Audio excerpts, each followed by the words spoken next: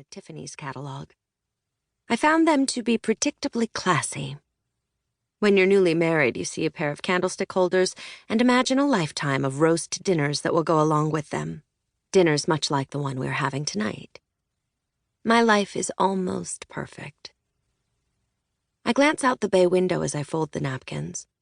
The view of the park spread out beneath me. It's gray outside, typical of Seattle.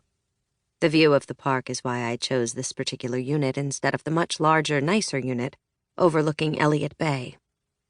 While most people would have chosen the view of the water, I prefer a view of people's lives. A silver-haired couple sits on a bench, staring out at the pathway where cyclists and joggers pass every few minutes. They're not touching, though their heads move in unison whenever someone goes by. I wonder if that will be Seth and me one day.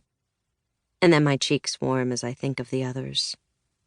Imagining what the future holds proves difficult when factoring in 2 other women who share your husband. I set out the bottle of Pinot Grigio that I chose from the market earlier today. The label is boring, not something that catches the eye, but the austere-looking man who sold it to me had described its taste in great detail, rubbing his fingers together as he spoke. I can't recall what he'd said, even though it was only a few hours ago. I'd been distracted, focused on the task of collecting ingredients. Cooking, my mother taught me, is the only good way to be a wife. Standing back, I examine my work. Overall, it's an impressive table, but I am queen of presentation after all. Everything is just right, the way he likes it, and thus the way I like it. It's not that I don't have a personality.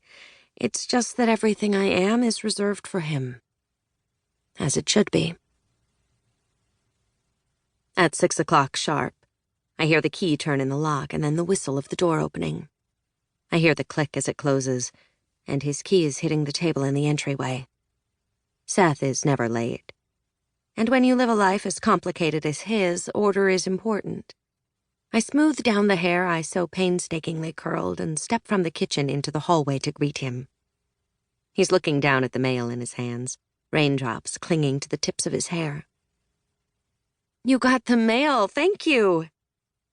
I'm embarrassed by the enthusiasm in my voice. It's just the mail, for God's sake. He sets the pile down on the little marble table in the entryway, next to his keys, and smiles. There is a tilt in my belly, heat, and a flurry of excitement. I step into the breath of him, inhaling his scent, and burying my face in his neck. It's a nice neck, tan and wide. It holds up a very good head of hair and a face that is traditionally handsome with the tiniest bit of roguish scruff. I nestle into him. 5 days is a long time to go without the man you love. In my youth, I considered love a burden. How could you get anything done when you had to consider someone else every second of the day? When I met Seth, that all went out the window. I became my mother. Doting, yielding, spread eagle, emotionally and sexually. It both thrilled and revolted me. "I missed you," I tell him. I kiss the underside of his chin, then the tender spot beneath his ear, and then stand on my tiptoes to reach his mouth. I am thirsty for his attention, and my kiss is aggressive and deep. He moans from the back of his throat, and his briefcase drops to the floor with a thud. He wraps his arms around me. "That was a nice hello," he says. 2 of his fingers play the knobs of my spine like a saxophone. He massages them gently until I squirm closer. "I'd give you a better one, but dinner is ready." His eyes become smoky and I silently thrill. I turned him on in under 2 minutes. I want to say, beat that. But to whom? Something uncoils in my stomach. A ribbon unrolling. Unrolling. I try to catch it before it goes too far. Why do I always have to think of them? The key to making this work is not thinking of them. "What did you make?"